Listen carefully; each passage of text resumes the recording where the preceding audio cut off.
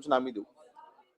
अनिल परब सांगितलं. सभापती महोदय, हा विषय प्रवीण दरेकर साहेबांनी आणला त्याबद्दल खरोखर त्यांचं मी आभार मानतो. का हा विषय काय राजकीय नाहीये, हा देशाच्या राष्ट्रीय सुरक्षतेचा विषय आहे आणि देशाची राष्ट्रीय सुरक्षता प्रथम आहे, त्याच्या बाबतीत कुठलाही कॉम्प्रोमाइज होऊ शकत नाही.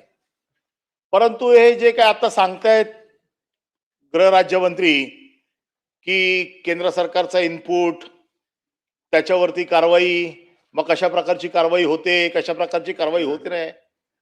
अहो, मुंबईमध्ये पोलिसांना आणि महानगरपालिकेला काय माहित नाही असं कधी झालंय? कुठली वस्ती अशी आहे की जिकडे बांगलादेशी नाही आहेत?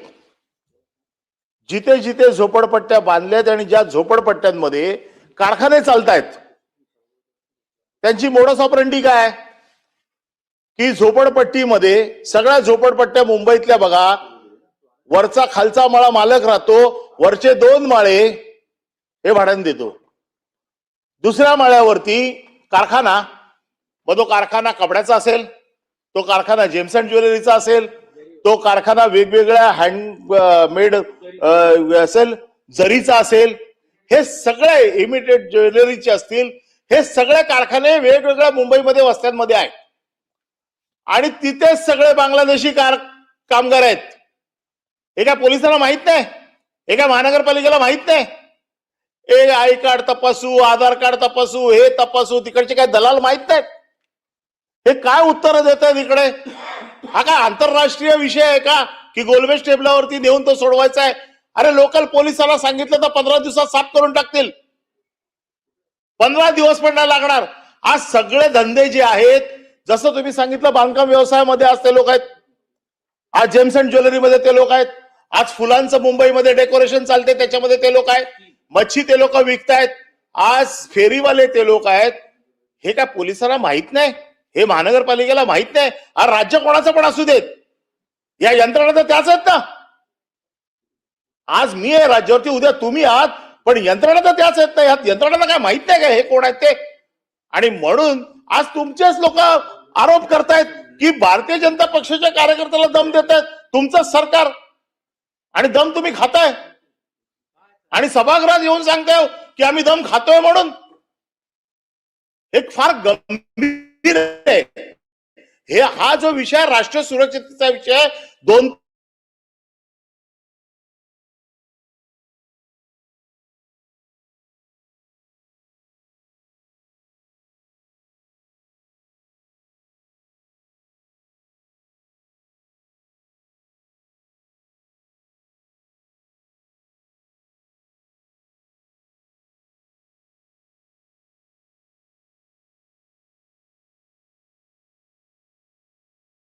हे म्हणून या विषयाकडे बघू नका. हा विषय देशाचा राष्ट्रीय सुरक्षेचा विषय, आपल्या आणि बांगलादेशचे संबंध जे काही ताणलेत त्या दृष्टिकोनात या विषयाकडे बघितलं पाहिजे. आज किरीट सोमयाला तर तुम्ही आता काय काम ठेवलं नाही, अर्धे सगळे नेले तिकडे, ते आपले घेऊन फिरतायत सगळीकडे. अरे त्यांना माझ्या बरोबर पाठवा, मी असेच 2000 लोक शोधून देतो एका दिवसात,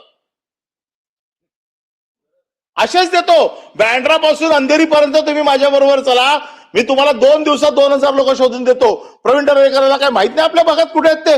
मुंबई जे राहणाऱ्या लोकांना माहित नाही कुठे राहतात ते? हे सगळ्यांना माहिती आहे. पण ह्याला राजकीय विषय करू नका. आणि जर करायचाच असेल हा विषय, तर माझी स्पेसिफिक मागणी आहे.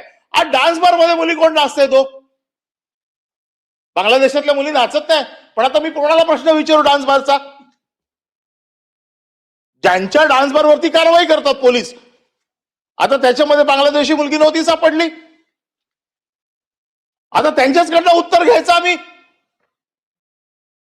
सभागृहाचं तुम्ही नीट पावित्र्य जपा.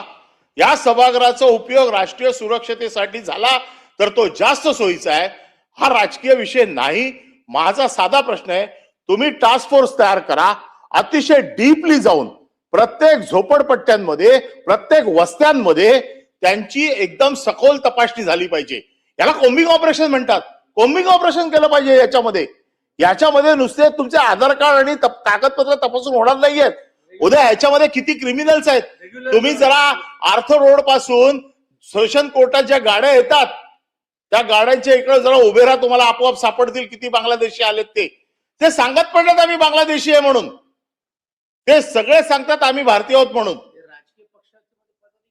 आता किती लोक वेगवेगळ्या पदावर आलेले आहेत. आता ते म्हणतात की जिंकले जास्तीत जास्त मतदार याच्यावरती.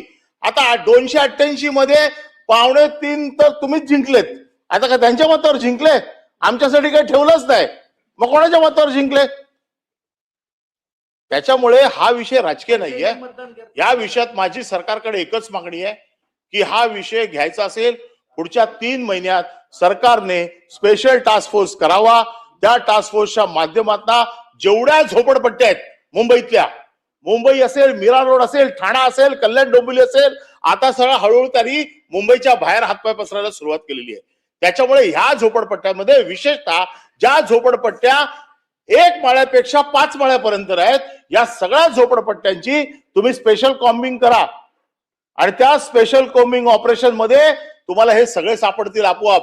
बाहेर कुठे शोधायला जायची गरज नाही. पोलीस स्टेशनचे रेट सांगू काय मी? प्रत्येक माणसाच्या पाठी दलाल किती पैसे देतो ते. महानगरपालिकेचे रेट सांगू काय मी?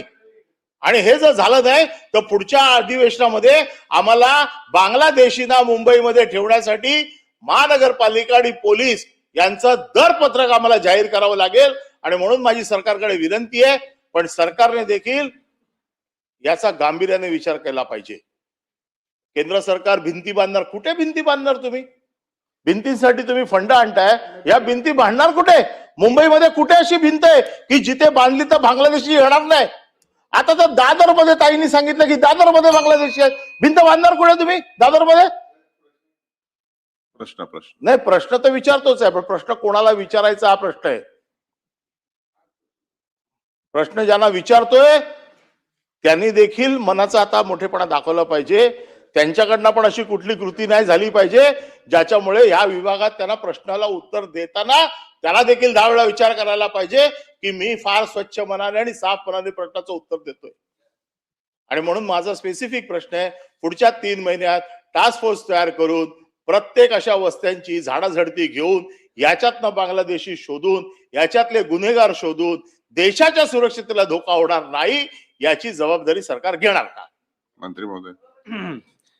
सभापती महोदय, सन्माननीय सदस्य अनिलजी परब यांनी जो प्रश्न उपस्थित केलाय, मी मगाशीच सांगितलं की आपण प्रत्येक पोलीस स्टेशन मध्ये आपण एक प्रमुख अधिकाऱ्याच्या अंडर आपण 5 कर्मचारी अशा आपण टीम्स आपण नेमलेल्या आहेत.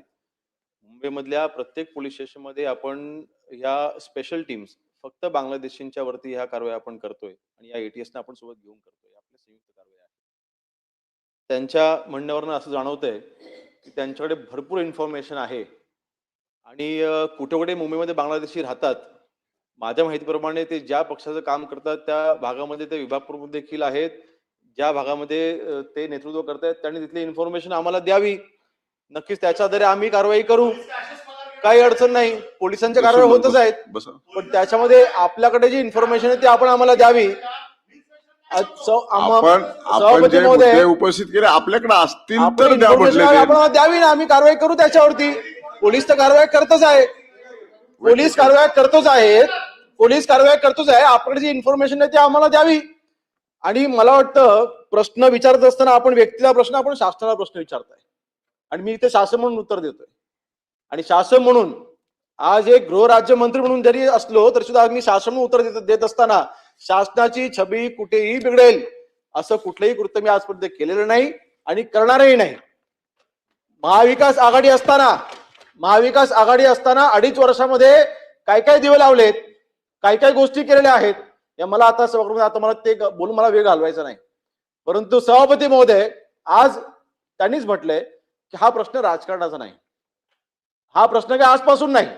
मी मगाशी म्हटलं 1 वर्षापासून ते 40 वर्षापर्यंत, 40 वर्षापासून जे बांगलादेशी राहत आहेत, मग त्यांचे सरकार असताना मग बांगलादेशी आले ना, त्यावेळेला तुम्ही किती कारवाई केल्या? तो मगाशी मी आकडा सांगितला. 2021 ला ज्यावेळेस इथे कारवाई चालू होत्या, फक्त 109 बांगलादेशात तुम्ही हद्दपार केलेला आहे. तुमचंच सरकार होतं ना, तुमचेच मुख्यमंत्री होते, त्यावेळेला कारवाई देखील मग कमी का होत्या? मग तेव्हा तुमच्याकडे इन्फॉर्मेशन नव्हती का? ऐका सभापती महोदय, माझं म्हणणं फक्त एवढंच आहे. मग 2021 ला 109 हद्दपार केले, 2025 आपण 2376 आपण हद्दपार केलेले. कारवाया कोणी जास्त केल्या मला राष्ट्रामध्ये द्यायचं नाही, परंतु ह्या कारवाई करत असताना आज आमच्या अंडर असलेला पोलीस विभाग अतिशय तत्परतेने काम करते. ह्याच्यामध्ये अर्थातच नागरिकांचं देखील सहकार्य लाभणार आहे. मी मगाशी म्हटलंय इन्फॉर्मेशन बेस्ड आपण ह्या कारवाई करतोय. दिसला समोर आणि त्याला बांगलादेशी वाटला आणि पाठवून दिला असं होत नाही ना. त्याला संशय आल्याच्या नंतर त्याचं डॉक्युमेंटेशन आपलं व्हेरीफाय करावं लागतं. आज तो आधार कार्ड घेऊन बसला पश्चिम बंगालचं. मग आधार कार्ड पश्चिम बंगालच्या सरकारकडे आपण पत्रव्यवहार करतो, त्या आधार कार्डचं व्हेरिफिकेशन आपण करतो.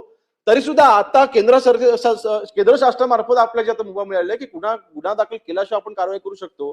आपण त्याच्यामध्ये काही आता मी कुठल्या आधारे आपण त्यांचं व्हेरिफिकेशन करतो की आपण ती खात्री पटवतो, मी त्या गुप्त माहिती मी आता इथे फ्लोरवरती मला मी बोलू इच्छित नाही, पण खासगी नक्की आपल्याला सांगेन. परंतु आपल्या ज्या वेळेला यांची खात्री पटते की ही व्यक्ती बांगलादेशी आहे, आपण थेट त्याला आपण बीएसएफच्या आपण ताब्यात देतोय. आणि ह्या सर्व कारवाया मला वाटतं मागचा आपण रेकॉर्ड जर का पाहिला तर मागच्या 4-5 वर्षामध्ये ज्या कारवाया होत आहेत त्या अतिशय अग्रेसिव्हरित्या आपण तत्परतेने करतोय. मनीषा नाही, टास्क फोर्स ऑलरेडी मागाशी म्हटलं की नक्कीच या बाबतीमध्ये ऑलरेडी आपण एटीएस मार्फत आणि मुंबई पोलिसांचा आपण एकत्रित टीम केलेली आहे. पण टास्क फोर्सची आवश्यकता नक्कीच जर का आवश्यक असेल आपण टास्क फोर्सची देखील स्थापना आपण करू. तर मंत्री महोदयांनी अत्यंत प्रामाणिकपणे आणि प्रचंड माहिती घेऊन सगळी उत्तरं दिली.